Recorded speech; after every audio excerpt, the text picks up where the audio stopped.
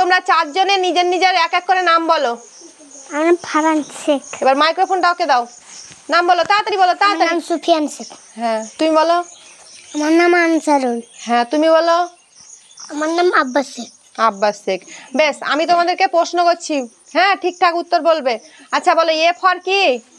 Ball. A for কি? Apple. B for? B for ball. Very good. আর C for?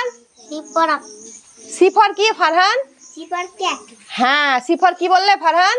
C for cat. আর D for? D for apple. D for dog. D for dog হয়, doll হয়, ঠিক আছে। এবার আমি যে ম্যাচটা করতে দিয়েছি বোর্ডের দিকে তাকাও। ফারহান একটা চক নাও, যাও যাও যাও বোর্ডের কাছে যাও। ফারহানকে বলেছি, ফারহান তুমি এ ফর আপেলটা ম্যাচ করো। বাস তুমি চলে এসো, চকটা রেখে দাও। এবার সুফিয়ান যাও, Sufiyan C for cat match করো। C, very good.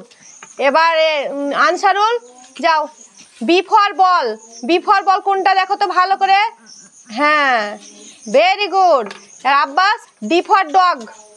D for ডগটা ম্যাচ করো। বেশ, এবার বুঝতে পেরে গেলে তো? A for apple, B for ball, C for cat, D for dog. সবাই হাততালি দাও। বাস, আজকে চিনে গেছো সবাই, অক্ষর চিনে গেছো। এ কোনটা, বি কোনটা, সি কোনটা, ডি কোনটা। বাস আজ এতটুকুই থাক।